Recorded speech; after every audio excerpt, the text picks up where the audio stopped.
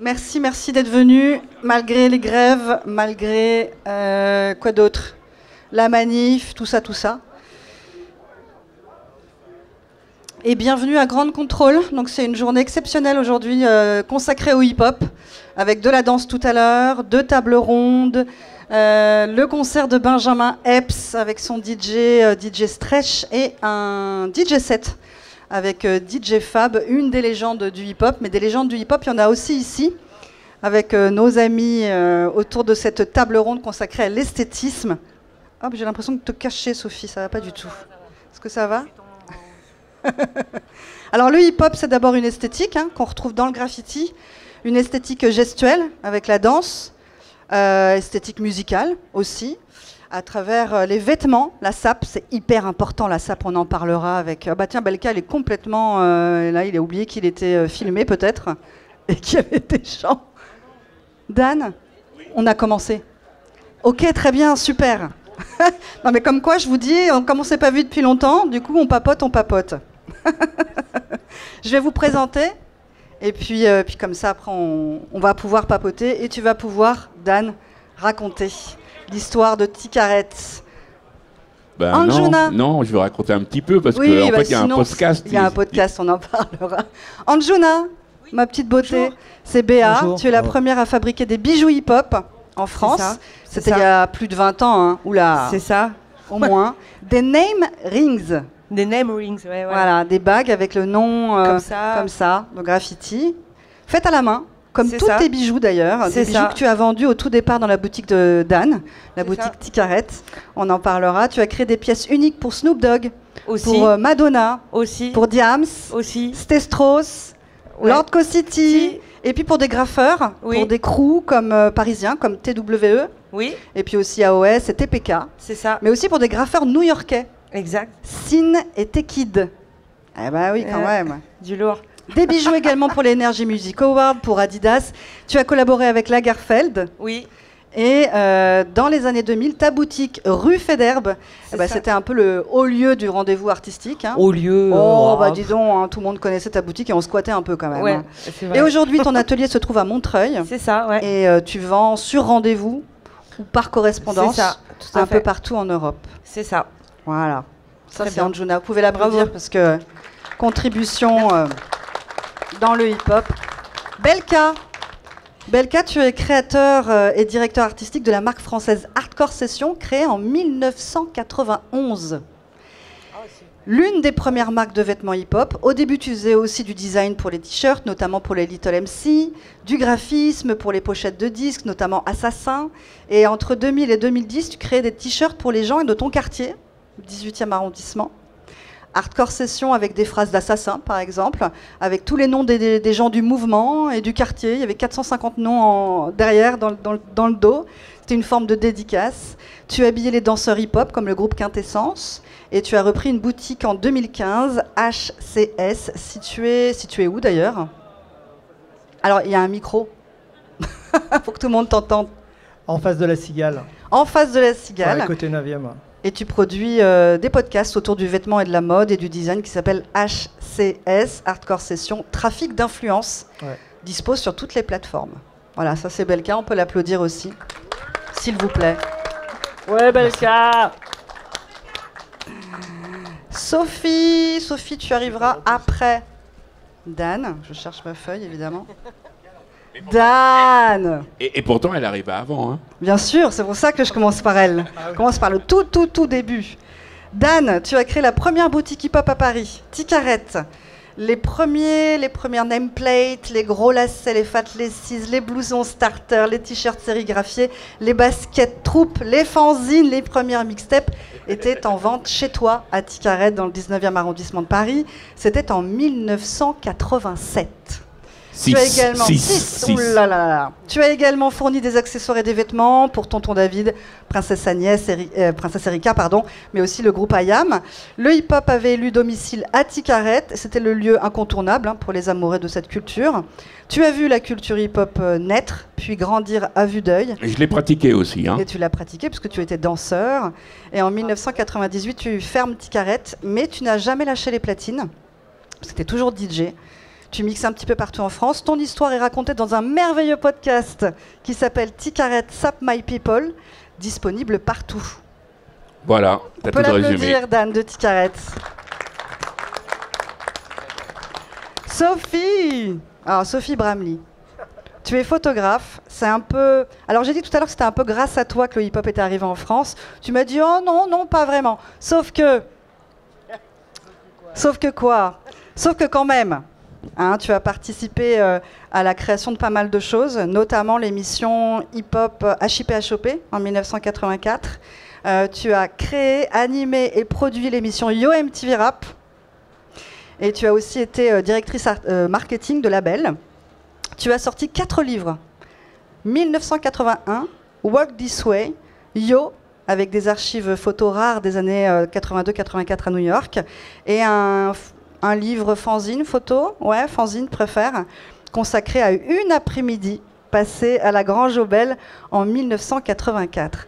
Donc toi, Sophie, à New York, tu as pris des photos de cette culture hip-hop que tu rencontrais là-bas. Qu'est-ce qui t'a frappé au niveau de l'esthétisme, justement ? Je ne suis pas tout de suite rentrée par l'esthétique, mais par la gymnastique. En fait, c'est la première fois que j'ai vu des breakers, que mon cerveau a vrillé. Et donc, je suis rentrée par cette porte-là. Et dans l'esthétique, c'était tout. Évidemment, d'abord le vêtement. Les fat laces, je trouvais que c'était une idée géniale. Les name belts. C'est quoi les name belts? Les d'accord. ceintures avec le nom.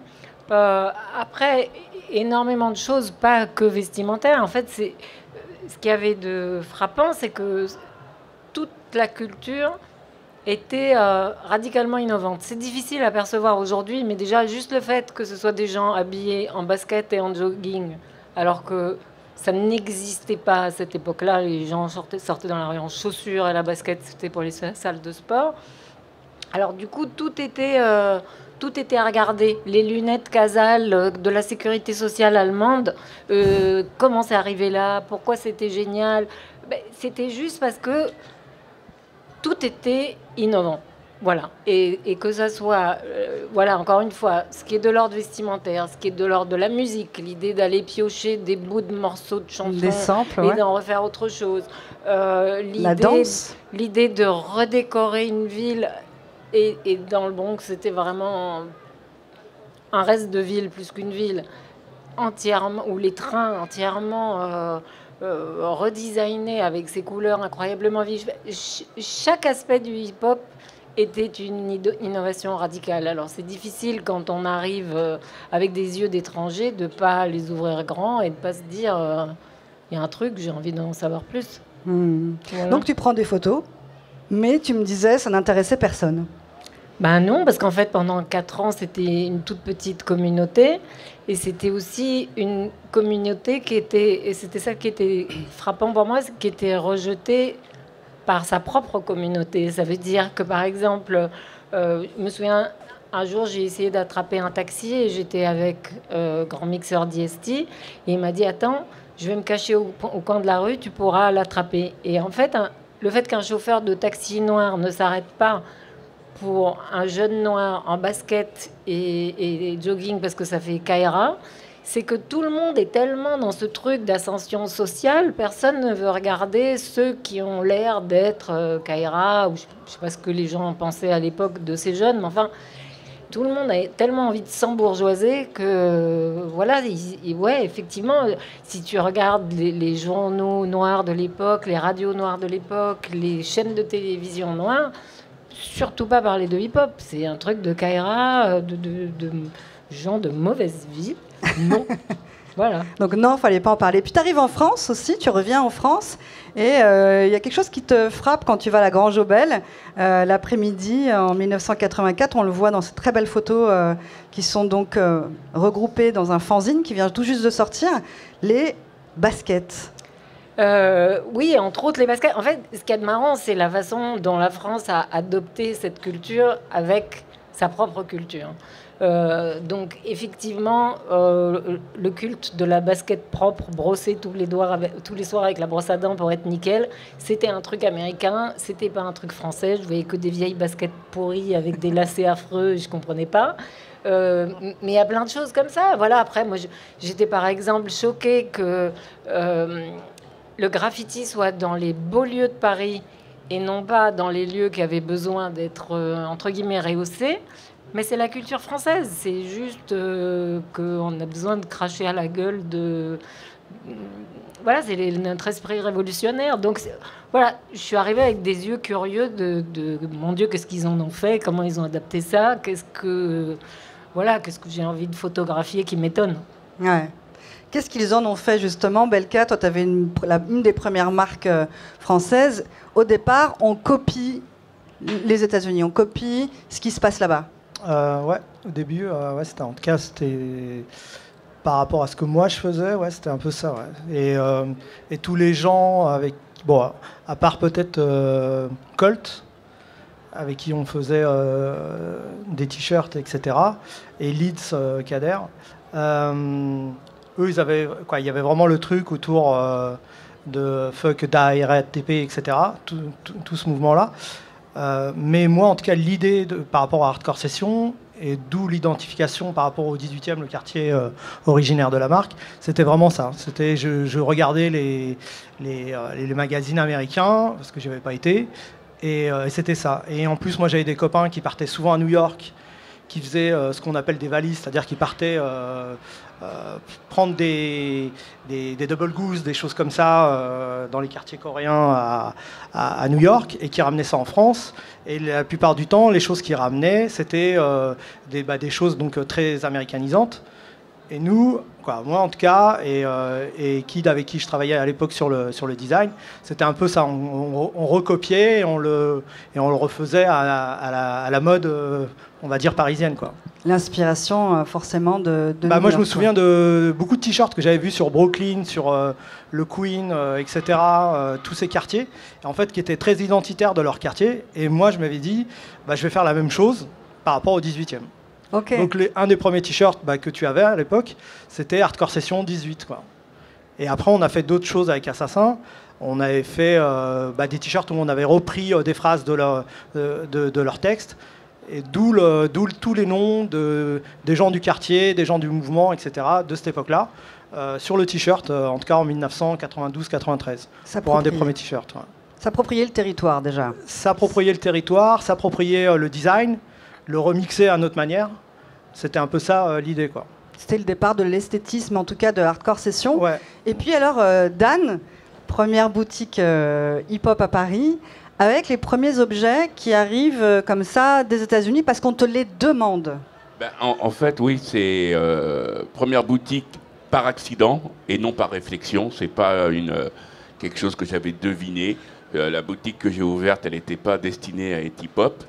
Et puis, un fait du hasard, je ramène des ceintures qui s'appellent des nameplates, qui à l'époque étaient portées par Nico, Solo, qu'on enviait.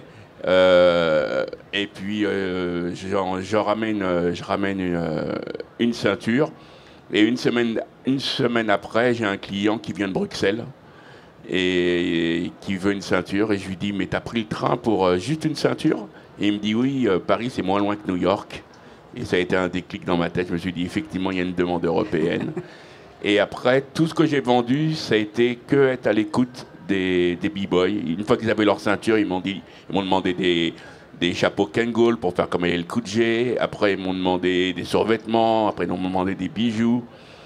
Après, les filles, elles m'ont dit, hey, nous aussi, on veut des boucles d'oreilles, on veut des baskets roses. Et puis voilà. Ça a commencé comme ça. Des bijoux, des boucles d'oreilles, ça c'est Anjuna. Les premiers bijoux que tu avais peut-être, Dan, à la boutique, ou tu en avais d'autres aussi? Oui, enfin, non, en fait, moi j'avais la bijouterie. Enfin, on s'inspire beaucoup des clips et puis des pochettes de disques. Donc, c'est une mode avec la bague 3 doigts que je ramenais. Et puis, quand j'ai ouvert au Hall, j'ai rencontré Béa. Et avec mon vendeur Teddy, comme ça, On lui a vraiment pris la tête. On lui dit, hey, si tu arrives à faire ça, franchement, le reste de ta vie est assuré, quoi. Ouais, vous avez raison, hein. Et elle a essayé. Bon, elle n'a pas trop les premiers essais. Après, j'ai été jusqu'à chez elle pour voir comment elle travaillait. Et puis, ouais. Ben, t'as Je vu. m'en souvenais même pas. Ben ouais. Mais j'étais ouais.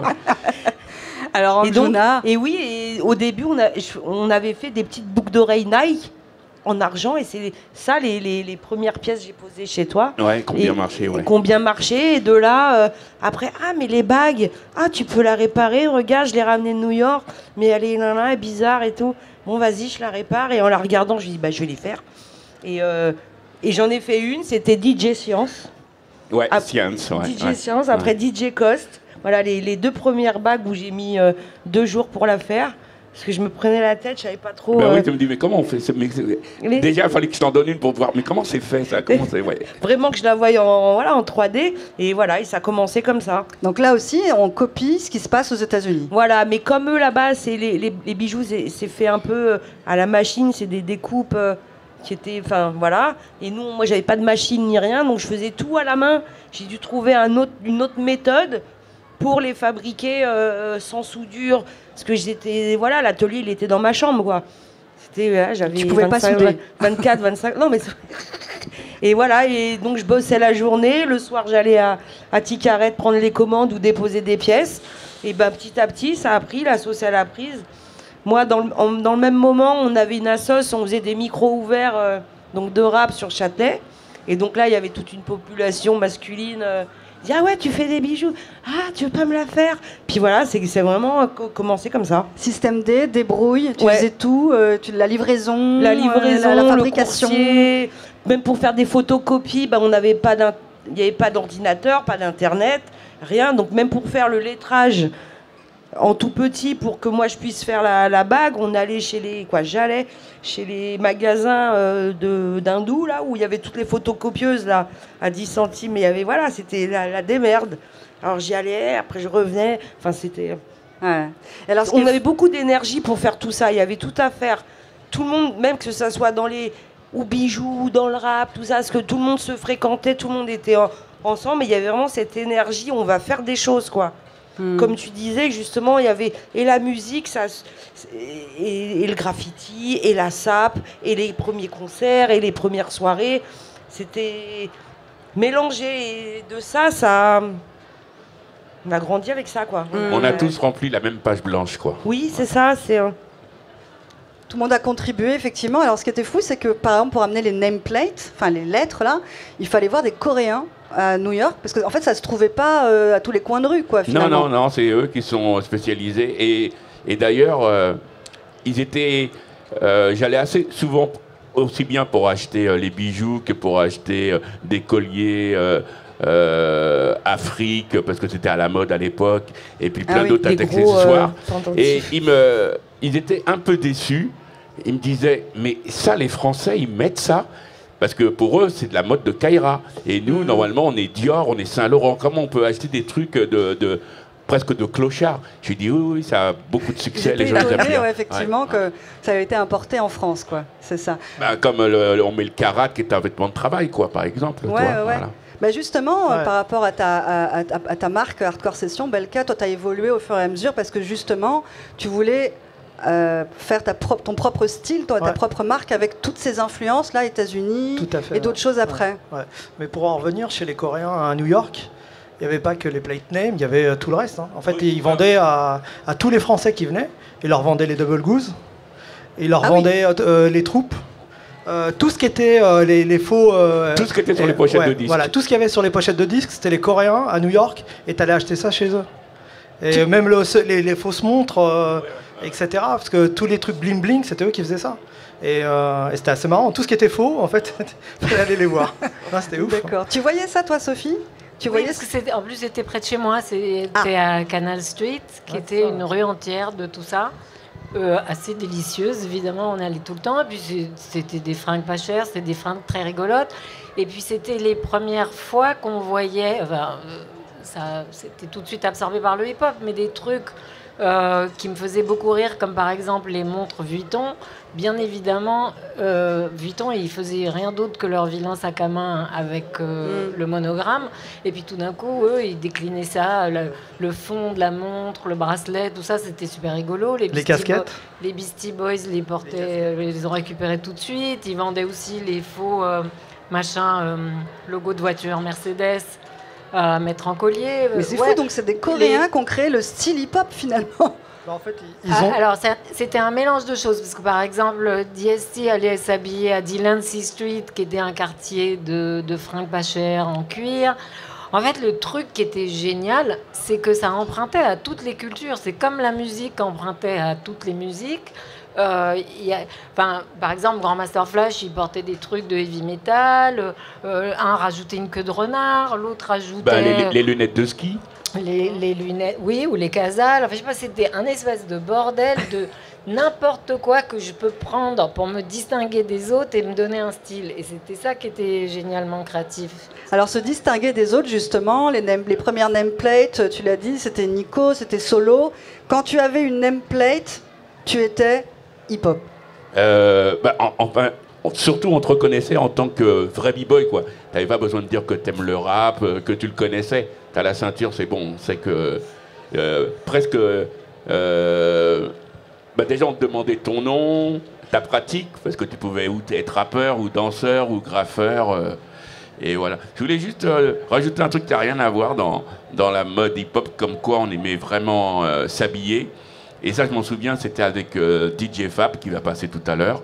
Et tous les deux, on se disait à chaque fois, l'été, putain, vivement cet hiver, vivement cet hiver. Parce qu'on n'aimait pas l'été. L'été, il y avait des t-shirts à mettre.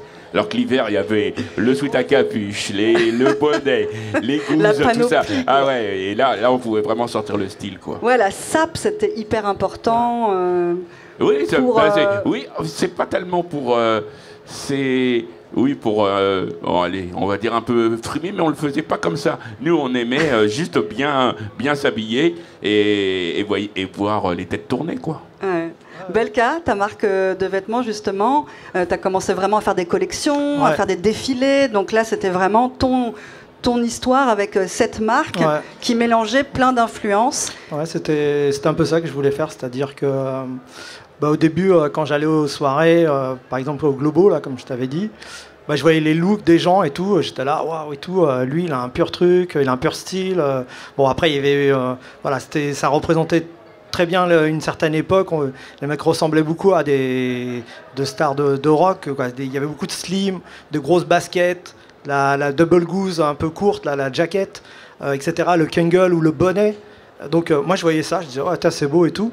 Et c'est vrai qu'après, quand je me suis mis à faire... au début j'ai commencé par des t-shirts, donc c'était beaucoup de graphisme, beaucoup de choses assez vindicatives comme ça.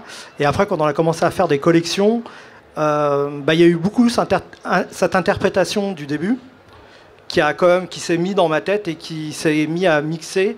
Donc c'est vrai que dans mes premières collections, j'ai beaucoup ressorti ce que j'avais vu dans mon adolescence. Après, à fur et à mesure, c'est vrai qu'il y a un moment, les collections étant, parce que ça faisait quand même pratiquement 20 ans qu'on faisait des fringues, au bout d'une dizaine d'années, on a commencé à mettre des thèmes, comme ce que font les gens dans la mode en général, pour pouvoir évoluer tout en intégrant l'esthétique hip-hop. Et justement, le sponsoring, c'était hyper important. Alors ouais, le sponsoring, surtout nous, hein, je peux te dire. Dans le hip-hop, on a sponsorisé mais la planète. Hein. Des danseurs. Des danseurs. Alors Quintessence au début parce qu'ils faisaient partie en fait de notre show. En fait, c'était un mélange. Il y avait Walid, Nabil. Après, il y avait Scott. Il fallait que tes shows soient hip-hop aussi, donc il fallait qu'il y ait des danseurs. Parce que dedans, il y avait dans le show du défilé, il y avait les mannequins, etc., qui défilaient normal. Mais au tout début, il y avait tout un truc avec une sirène, donc les breakers, c'est eux qui ouvraient le début du défilé. Et donc voilà, ça s'est fait comme ça. On a même invité Sharp à venir faire une fausse toile. Il se faisait courser par des flics, etc. Bon, bref. Ouais, c'était ça. Mais après, on a commencé à rentrer dans une forme de classicisme en intégrant de l'esthétique hip-hop dedans. C'est-à-dire qu'on a fait une collection, par exemple, qui s'appelait Gang of New York. Donc notre inspiration était beaucoup cinématographique. Et dans les Gang of New York, donc on avait repris les césures, etc., vraiment les détails dans les vêtements. Et dedans, on a intégré notre côté hip-hop pour le vêtement, en ayant... Voilà. Et puis, il y a aussi une autre chose, c'est que par rapport aux danseurs, on avait des collections qui s'appelaient Street Couture. Dedans, on regardait comment les gens se mouvaient sur la piste, sur la scène, pour pouvoir faire des vêtements pour eux. On a travaillé pendant pratiquement 5-6 ans avec Black Mamba. Et donc, eux, on était en étroite collaboration. Et à chaque fois qu'ils nous recommandaient des petites collections pour eux, parce carrément, à la fin, c'était des mini-collections qu'on faisait pour eux, et c'était que pour le sponsoring, on les réadaptait. Mais sachant que nous, après, on tenait compte de cette adaptation dans nos collections. Voilà. Donc au départ, c'est une marque pour le hip-hop et au fur et à mesure, c'est une marque avec du hip-hop. Exactement, ouais. D'accord. Ouais, tout à fait. Ouais. Est-ce que vous avez vu, Dan et toi aussi, Béa, votre clientèle évoluer? Au départ, c'était des gens du mouvement, du milieu, qui étaient acteurs, qui étaient vraiment acteurs et rappeurs ou graffeurs ou danseurs. Et après, c'est leurs enfants, quoi. Maintenant, j'ai leurs enfants qui viennent me prendre des bijoux. Les enfants de ces graffeurs, ouais. D'accord, de ces b-boys. C'est super. Donc, ouais, il y a une génération qui s'est passée. Et voilà, donc je les ai vus grandir. Et donc, des fois, des petits jeunes de 18 ans. Alors, comment c'était? Alors, je fais, assieds-toi, vas-y, je t'explique. Et voilà, et là, je raconte, Ticarette, Paris, blabla. Et toi, Dan, par rapport à la boutique? Ben non, moi, enfin, oui, je la vois évoluer surtout aujourd'hui. Je vois que ça n'a plus rien à voir. Mais au début de la boutique et jusqu'à la fin? Non, jusqu'à la fin, elle s'est arrêtée justement quand c'était plus vraiment la mode hip-hop et b-boy new-yorkaise. Et puis, oui, ça s'est arrêté fin des années 90. J'ai terminé, les dernières choses que j'ai vendues, c'est Eli Hansen. Donc, on le voit, Method Man avec My G. Blige, il a ça. Come Again avec les NTM. Donc, on a encore hip-hop. Et après, j'ai arrêté. Mais sinon, dans l'évolution, non, je l'ai vu s'agrandir surtout. C'est-à-dire de plus en plus de gens qui s'habillaient hip-hop, quoi. Ouais, c'est ça. Mais il y a eu une erreur quand même d'achat à la boutique. Non, tout s'est bien passé. Mais pour dire l'évolution, quand on voit que dans un vestiaire féminin aujourd'hui, la Stan Smith c'est un incontournable comme le Perfecto. Effectivement, voilà, il y a un accessoire hip-hop qui fait partie des objets incontournables pour s'habiller, quoi. Pour tout le monde, oui. Ouais, et on voit des imperméables avec des Stan Smith, voilà. Sophie Bramley, tu as vu évoluer, parce que tu étais là depuis le début, ça c'est génial, jusqu'à aujourd'hui, l'esthétisme hip-hop, alors tu me disais, ça dépend vraiment du domaine. En fait, c'est difficile de comparer, parce qu'avant c'était une minuscule communauté où tout le monde se connaissait, maintenant c'est un truc quasi intergalactique, donc évidemment il y a plein de sous-genres, et plein de sous-genres qui évoluent, puis d'autres qui tournent un peu en rond, ou qui se laissent bouffer par le monde du luxe. Donc j'ai pas une opinion, je trouve que c'est en fonction des différentes directions. Il y a toujours des gens passionnants, puis il y a des gens qui sont tournés vers le passé, et là je m'en fous un peu. C'est ça. Pourtant, c'est très à la mode, le passé, en ce moment. Ouais. J'ai l'impression que ça y est, les années 90, c'est hyper tendance. Et que donc, du coup, on va aller chercher l'information, on va aller voir les photos que tu faisais dans les années 80. On va rencontrer Dan de Ticarette, il a fait un podcast.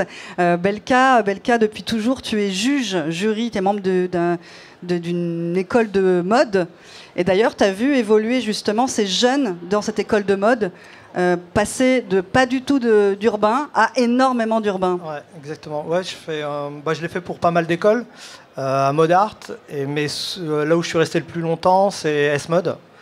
Et à S-Mode, en tant que jury, au début, j'étais pratiquement une des rares personnes à faire une marque dite streetwear.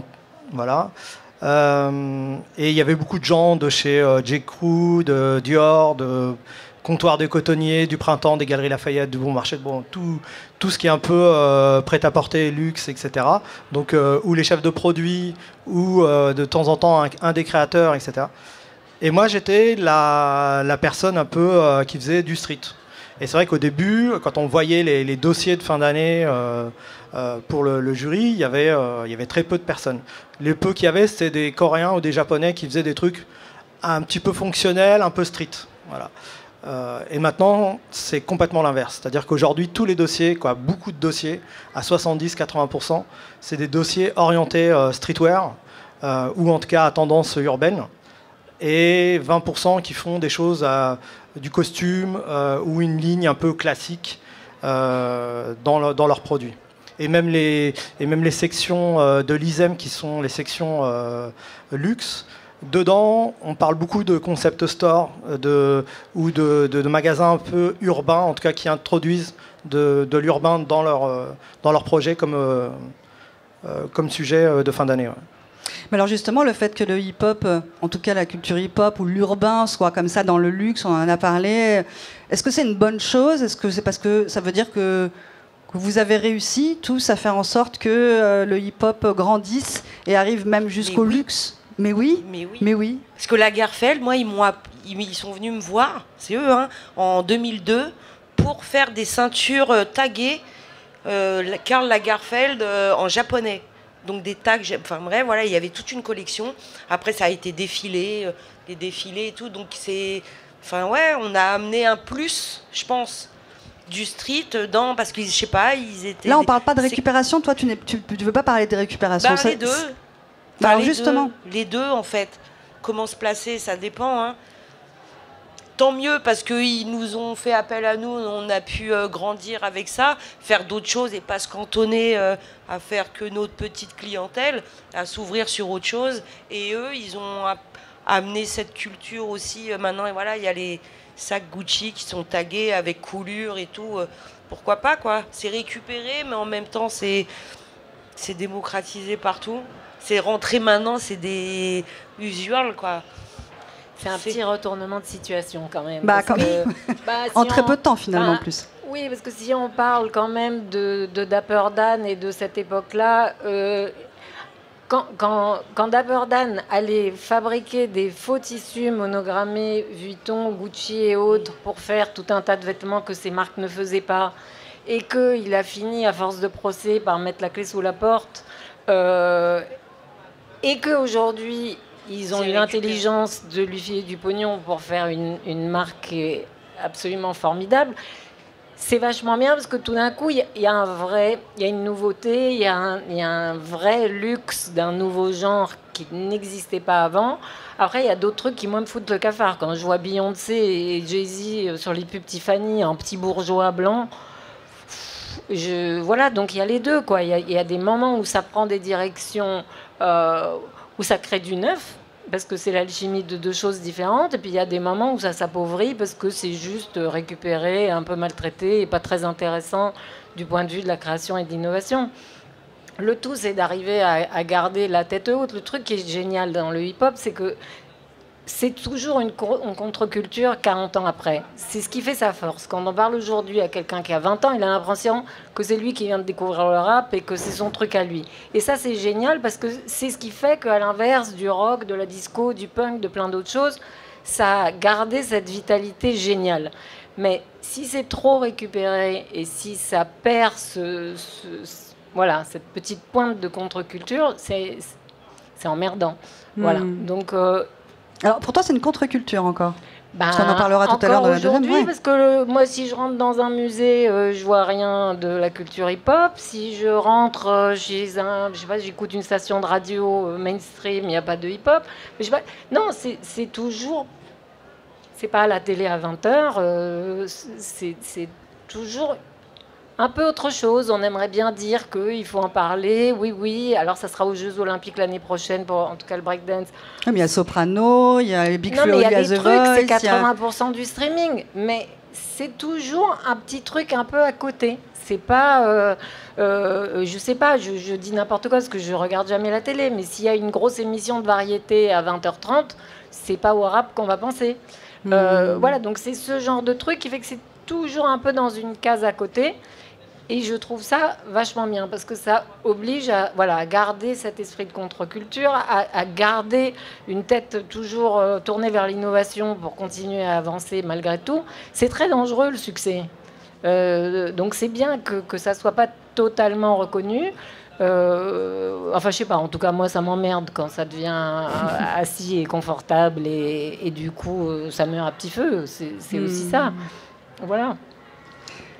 Belka, toi, ton point de vue par rapport à ça, parce que tu as contribué avec cette marque de vêtements, tu as fait des défilés, des choses, tu as vendu, vous vendiez énormément aussi ailleurs qu'en France. Hein, vous étiez une marque qui était exportée pas mal en Europe. Ouais. Donc tu as contribué quand même à l'essor d'un esthétisme qui a évolué.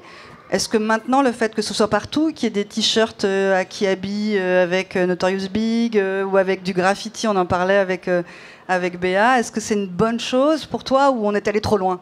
Alors, moi j'aime bien les trucs authentiques, je suis d'accord un peu avec Sophie.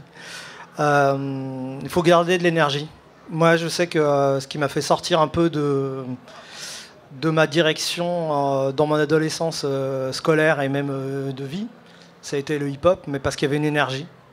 Et comme beaucoup de gens qui ont connu le hip-hop, je pense ici, on a tous été, on a changé de rail, quoi. En tout cas sur les rails, par rapport à ce qu'on était destiné dans la vie à ce moment-là, moi je sais que j'ai complètement changé. Mais ça c'est parce qu'il y avait un truc, je pourrais pas te l'expliquer, mais il y avait un truc qui fait que... Et ce truc-là, je veux qu'il reste. Je suis d'accord avec elle. Après, Et c'est à la nouvelle génération d'inventer un autre truc aussi. Bien sûr, non mais je parle par rapport à moi. Ah oui, par rapport à moi, dans mon travail, etc. Oui. Et mon ressenti vis-à-vis des marques qu'elle vient de citer, etc. Ou des groupes qu'elle vient de citer. Voilà, donc moi c'est juste l'énergie, le côté un peu authentique. Après, s'il y a ça et que ça reste toujours, moi j'y vois pas d'inconvénient parce qu'aujourd'hui, le hip-hop c'est un univers dans l'univers, c'est une autre planète. Exactement. Et dans cette planète-là, il y a autant de couleurs qu'il y a pratiquement d'individus. Donc c'est plus le hip-hop comme nous on l'a connu avec pratiquement une seule direction et on y allait tous. Là aujourd'hui, c'est tellement différent que voilà.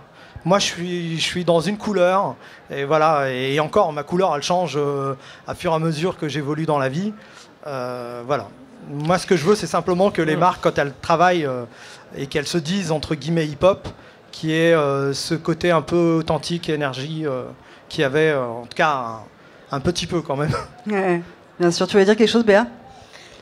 Bah que voilà, 40, 50 ans après, maintenant, il y a des classiques qui sont rentrés dans le hip-hop. Et par rapport au graffiti, les mecs qui ont commencé à 15 ans à taguer dans les trains, maintenant ils vendent à Arcurial. Pas tout le monde, mais c'est une sacrée reconnaissance aussi. Donc il y a du classique comme dans les baskets, tu disais, comme dans les doudounes, comme dans les t-shirts à CEA ou machin, c'est bien quelque part. Il y a des classiques qui, voilà, même s'ils savent pas d'où ça vient, c'est pas authentique de ouf parce que tu l'as acheté 15 balles dans la halle aux vêtements. Mais quand même, ça représente un peu, c'est un esprit et ça devient du classique. Du classique shit. Dan, en plus de la boutique qui vendait des accessoires, des vêtements, il y avait un studio d'enregistrement en bas qui a vu naître le rap français pour les mixtapes et pour les maquettes des rappeurs à l'époque. Tu as vu passer le 113, DJ Mehdi, Booba, etc., la Clica, etc. Aujourd'hui, tu me disais que tu écoutais encore du rap, mais tu n'écoutais pas les paroles. Ouais, l'esthétisme... Ouais, enfin, j'aime toujours le rap, même celui-là d'aujourd'hui. Sauf qu'effectivement, ça ne s'adresse pas à moi, ça ne me parle pas. Mais j'aime le flow, j'aime leur musique. Mais je l'écoute comme j'écoutais l'américain quand je comprenais pas les paroles, quoi. Donc voilà. Mais sinon, oui, je suis. Et c'est vrai que Béa disait, ouais, il faut qu'ils s'inventent un petit peu. Ben, ils ont tout transformé. On rappait sur des beats qui étaient assez rapides. Maintenant, leurs beats sont plus lents. Et une chose que je m'aperçois, c'est quand on voit quelqu'un aujourd'hui, physiquement, on ne sait pas s'il est hip-hop ou pas. Avant, c'était classique. Et donc, voilà, c'est quelque chose de bien. C'est vrai, comme dit Sophie, voilà, ça s'est fait même avaler par les grandes marques, que ce soit Dior, Adidas, et d'autres, Chanel, enfin toutes les marques maintenant ont presque, on va dire, une collection un peu hip-hop. Et je suis d'accord avec elle, c'est bien que ça reste... On n'est pas content qu'aux Victoires de la musique, il n'y a pas plus de rap, mais finalement... Est-ce que c'est pas mieux comme ça? Voilà. Ça a des avantages. Ouais. Il y a eu pas mal de marques là, dans les années 90-2000, hein, Homecore, Lady Soul, Hardcore Session. J'ai l'impression, bon, alors peut-être que je ne les connais pas, mais il n'y a plus de marques hip-hop. Comme c'est dilué un petit peu partout. Bah non, en fait, je suis avec Homecore, on est les 2 derniers. Ah, Homecore existe encore. Ouais, Homecore existe encore, et on est les 2 derniers à peu près de cette époque-là. Et c'est vrai qu'il y a eu un moment, il y a eu énormément de marques, hein, mais vraiment, j'avais jamais vu ça, quoi. C'était, mais en plus, c'était super parce que d'un point de vue créatif, il y avait autant de marques, il y avait de styles, etc. Et c'était vraiment, moi, je trouvais ça fou. Et après, il y a eu toute la mode des groupes aussi. De rap, du hip-hop, qui créaient leur propre... qui créaient, alors, ou le merchandising, ou en tout cas un merchandising plus une petite capsule qui allait avec. Du coup, ça rajoutait encore dans les marques. Mais ce rapport à la marque qui est vraiment intrinsèque au début du hip-hop, il est assez particulier parce que c'est vrai que là où avant, comme ça n'existait pas, il y avait une obligation à la créativité. Aujourd'hui, je ne sais plus, un jour, je m'étais amusée à compter, en tout cas chez les rappeurs américains, le nombre de fois où étaient citées les marques. Je sais pas, je crois qu'il y avait 900 chansons qui parlaient de Louboutin, 2000 de Vuitton. Donc, le désir, il s'est déplacé sur ces marques-là. Aujourd'hui, les gens rêvent d'avoir... Enfin, c'est marrant, moi, je me souviens, quand j'étais petite, on parlait des hommes sandwich. Et ils étaient payés pour faire la pub d'une marque. Aujourd'hui, j'arrive pas à comprendre. Je me dis, non, mais là, il y a des gens qui n'ont pas un rond et qui rêvent d'avoir un t-shirt Saint-Laurent, Dior machin, et de faire de la pub à cette marque. Ça m'énerve, mais c'est un autre sujet. Mais ce déplacement-là, il est un peu, on va dire, non créatif. Voilà. De ce point de vue-là, c'est un petit peu dommage. C'est-à-dire que l'admiration qu'on a vouée à ces marques-là, on n'a pas su la faire évoluer dans quelque chose qui soit au bénéfice de cette culture. Alors heureusement, musicalement, dans le graffiti, les pochettes de disques, les clips, les machins, il y a des voies où l'esthétique continue à évoluer, mais dans le vêtement... J'ai pas l'impression que ça soit le cas. Pourtant, ni aux Hardcore Session, États-Unis, avant ni en c'était écrit France. en gros Hardcore Session. Maintenant, alors on a une ligne un peu graphique comme ça qui est restée vraiment autour du logotype et de la typo. Mais après, c'est vrai que moi aujourd'hui, je fais des choses très épurées. Donc c'est l'esprit hip-hop, mais dans une mode qui me ressemble plus aujourd'hui. Donc je suis très influence japonaise, donc une ligne très épurée où on voit pratiquement pas la marque.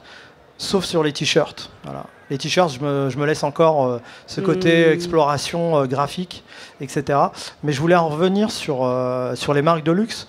Mais ils ont été à tel point qu'ils ont commencé à nommer des gens comme Virgil Abloh, qui a créé Off-White, et Pharrell Williams. Et Pharrell Williams maintenant. Mais tout ça parce que en fait, il y a une énorme demande, essentiellement des rappeurs américains, mais aussi maintenant français, des marques de luxe par ces gens-là. Donc du coup, ils créent entre guillemets des gens ils mettent des gens de couleur ou en tout cas venus de l'urbain.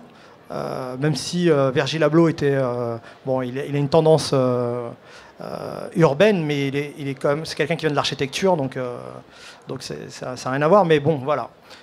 Ils ont été quand même assez loin jusqu'à nommer ça, parce qu'on aurait dit il y a 10 ans, 15 ans, mettre Pharrell Williams ou Virgil Abloh chez LVMH, chez Louis Vuitton. Voilà quoi. Mais tu as raison, c'est d'un côté formidable et de l'autre côté c'est... Je dis pas que c'est formidable, je dis que c'est juste une évolution. Parce que mais formidable, il faut voir ce qu'ils font.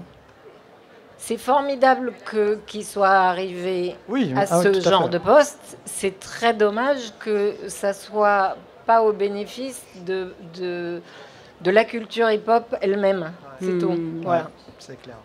Et j'ai une autre chose à dire aussi, c'est que en France, contrairement à la culture américaine, dans les marques de vêtements, les Américains ont réussi à conserver le fait qu'il y ait des marques qui existent encore, des marques issues de la culture hip-hop et qui continuent leur chemin.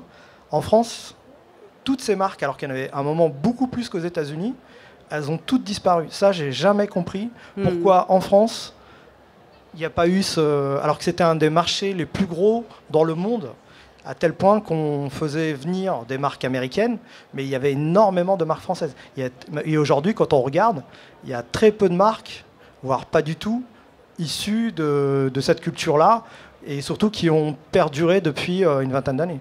Je suis vraiment, des fois, je comprends pas ce qui s'est passé, où est-ce qu'ils sont tous passés, quoi. Ouais. Est-ce que vous avez des questions, cher public? Parce qu'on va pas tarder à clôturer. N'hésitez pas, j'ai un micro sans fil à vous donner. Et vous pouvez venir là, hein, d'ailleurs. Avez-vous des questions à poser à Dan de Ticarette, à Belka, à Anjuna ou à Sophie Bramley?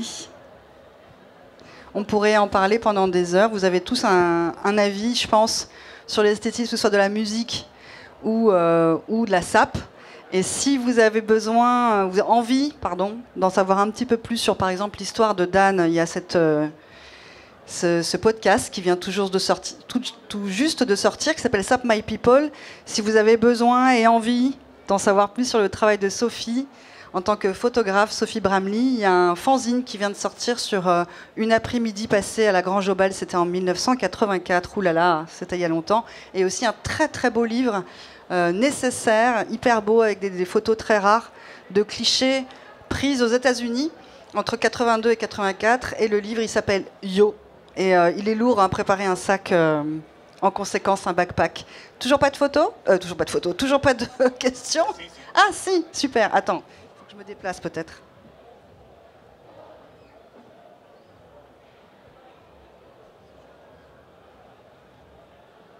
Bonjour, on m'entend? Non, si, là. Bonjour, Samuel. J'ai une question qui est pour vous et peut-être pour le reste des intervenants. Vous avez dit, vous avez parlé de soprano pour le hip-hop. Est-ce que ça veut dire que c'est soprano aujourd'hui, c'est ça? Enfin, le hip-hop, c'est soprano? Je suis un peu inquiet. Alors, soprano, connaissez-vous l'histoire de Soprano qui faisait partie donc, de Psychiatre de la Rime? Pardon, connaissez-vous l'histoire de Soprano qui faisait donc partie du groupe Psychiatre de la Rime, qui est un groupe de rap marseillais? Aujourd'hui, effectivement, il chante, mais pour moi, il représente quand même le hip-hop, parce que même s'il chante et qu'effectivement, je n'écoute pas sa musique, pour moi, il est hip-hop. Être hip-hop, c'est pas forcément faire du rap ou s'habiller comme un b-boy. On va faire un débat du coup.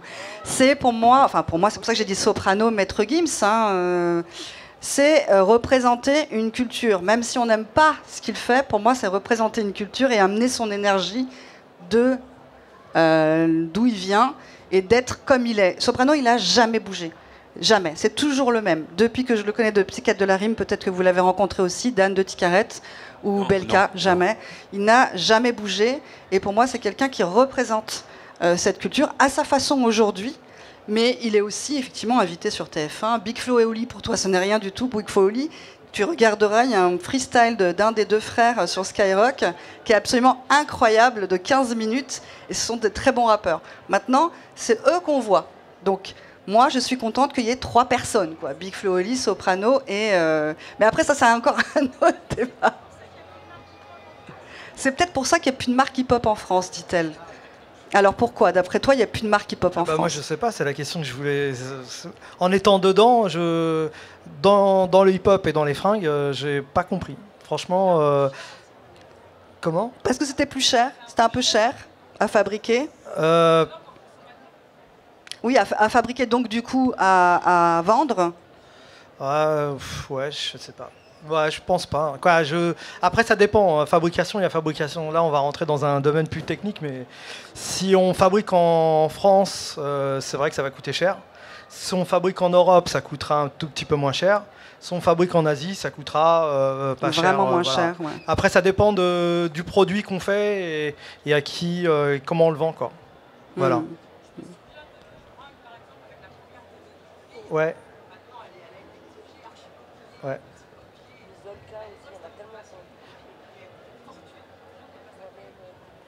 Alors, c'est Marion qui parle de la doudoune vrang. Ouais. Lady Soul. Ouais. Ah, les Dissoul, c'était fabriqué au Portugal, donc je sais pas, je peux pas te dire pourquoi. Et cette doudoune a été copiée, en fait, c'est ça? Ah ouais, elle a été copiée, ouais. Ouais. C'est vrai, c'est la première doudoune qui. Ouais. qui de toute façon, même c'était une des féminins. premières marques. Je connais pas d'autres personnes qui ont, quoi. Là, comme ça, Lady Soul, c'était la première marque hip-hop pour filles. Pour les femmes, ouais. Ouais. Et la doudoune, comme elle dit, elle a été copiée à un moment, mais par tout le monde, quoi. Comment elles s'habillaient les femmes aux États-Unis, justement, à New York? C'était quoi? C'était plutôt. Ça dépend de l'époque. Ça me mettait en colère. Ah, ça te met en colère. Pourquoi? Parce que les hommes étaient flamboyants, c'était tout pour se mettre en valeur. Et c'est vraiment comme le plan. Eux, ils pouvaient faire la roue et c'était toutes les couleurs. Et les femmes, c'était beige, fermé jusqu'au dernier bouton, sobre, raser les murs, ne pas se faire remarquer. Alors évidemment, d'un point de vue photographique, c'est pas très marrant, donc je me suis pas beaucoup intéressée à elles. Enfin, finalement, j'ai quand même retrouvé des trucs. Mais ça m'agaçait. En fait, il y avait déjà cette scission entre la sister et la hoe. Et la hoe était quand même vraiment plus rigolote que la sister. Désolée. Des femmes t'achetaient des bagues, des bijoux aussi, pas mal, non? Non. Non? Pas C'était trop. essentiellement des hommes? Ouais. À 95%, c'est des hommes. C'est les chevalières du 21e siècle. Ah ouais. Enfin, je sais pas, c'est avant, ils mettaient les chevalières du grand-père, et ben maintenant, ils viennent la faire fondre pour en faire une autre, avec un tag ou un truc dessus. C'est vraiment rentrer dans le... Voilà. Pas spécialement hip-hop ou à fond, hein, mais parce que ça change. C'est son nom, le blaze en entier, c'est pas des initiales, c'est un autre design. Et les alliances aussi. Tu fais des alliances maintenant, ouais, pour des. Et comme au début, voilà, il y avait beaucoup donc de rappeurs qui faisaient des gros pendentifs, comme Public Enemy, tout ça. Et maintenant, j'en vends plus parce que c'est passé de mode. Voilà, la mode change. Et maintenant, c'est essentiellement que des bagues, un doigt, deux doigts, pour femmes aussi, mais beaucoup plus pour hommes. Pour les hommes. Et beaucoup milieu graffiti. Plus que maintenant, il n'y a plus de rappeurs qui viennent. Avant, c'était plus rappeurs, maintenant, il n'y en a plus. Et c'est que du graffiti. Des mecs issus du graffiti. Voilà. Ouh là là, il y a des mains levées de partout.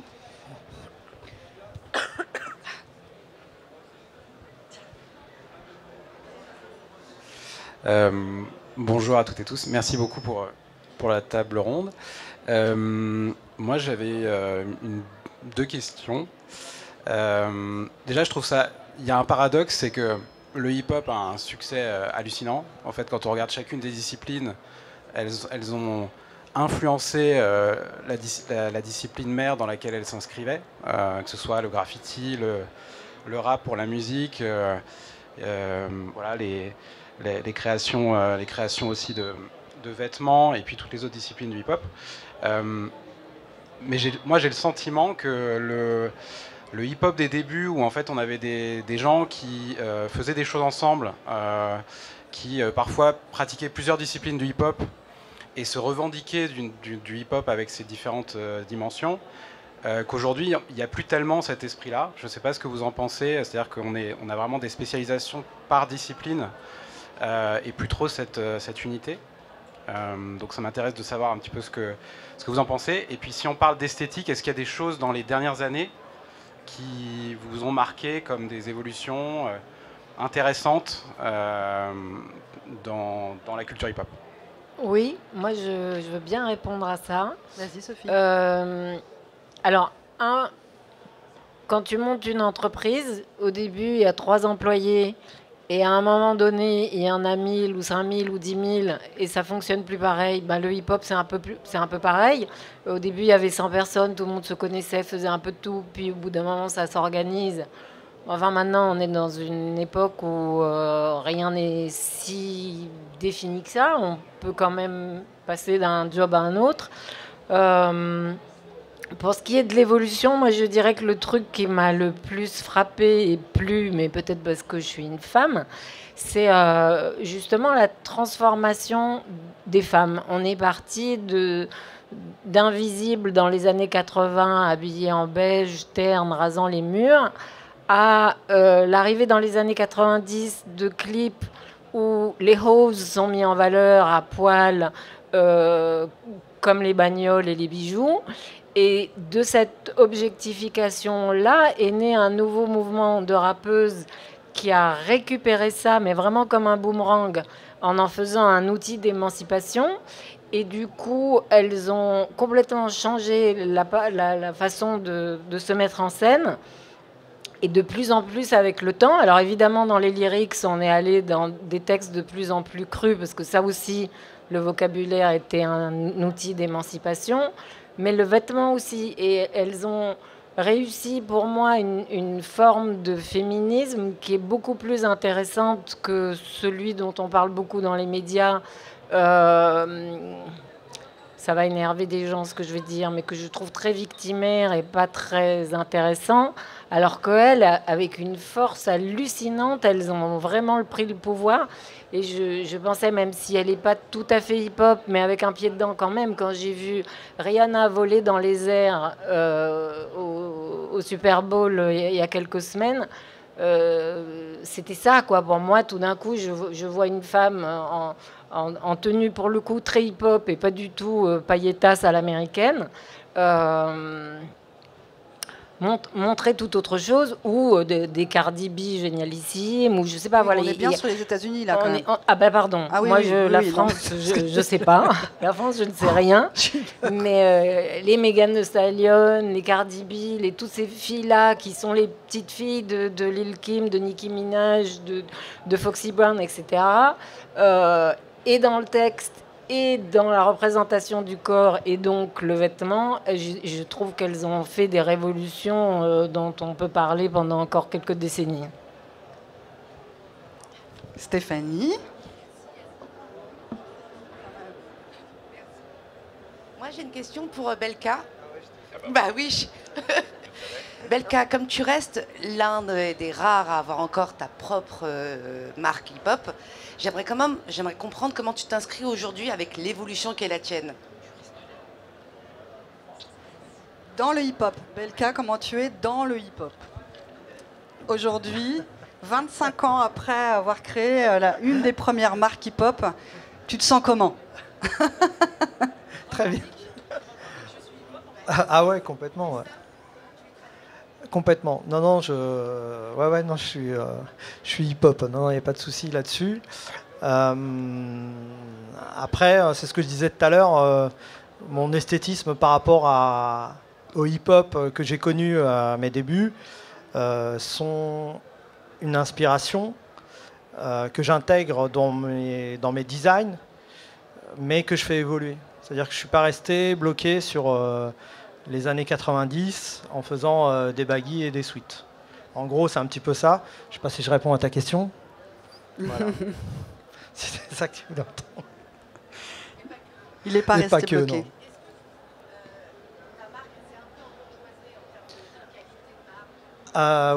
Ouais, je pense. Est-ce que ta marque s'est embourgeoisée, Belka? Est-ce que toi-même tu t'es embourgeoisée d'ailleurs? Moi non. J'aurais bien aimé, mais... En quoi tu peux dire qu'elle s'est embourgeoisée, ta marque? Parce que je vois les clients qui viennent à la boutique. Il n'y a pas que des gens du hip-hop, quoi. Ou des gens qui se sentent hip-hop, quoi. Voilà. En fait, je traduis, je pense, une esthétique dedans qui... moi, aujourd'hui, j'évolue vachement sur quelque chose qui est très artisanal et très basé sur la qualité. Du coup, c'est cher. C'est un petit peu cher. C'est vrai. Après, il y a des gammes sur tout ce qui est sweat, t-shirt, etc. Chemise, bon, ça dépend des gammes. Mais ouais, sur les pièces où je mets vachement d'intérêt au niveau du design et surtout de tout ce qui est un peu épuration, tout ce qui est fioriture, je vais un petit peu à l'essentiel. J'utilise des matières que je fais importer essentiellement d'Angleterre. Voilà, ouais, y a des choses comme ça. Ouais. Donc le vêtement aujourd'hui que je fais pour certaines pièces est un peu embourgeoisé, ouais, on peut le dire.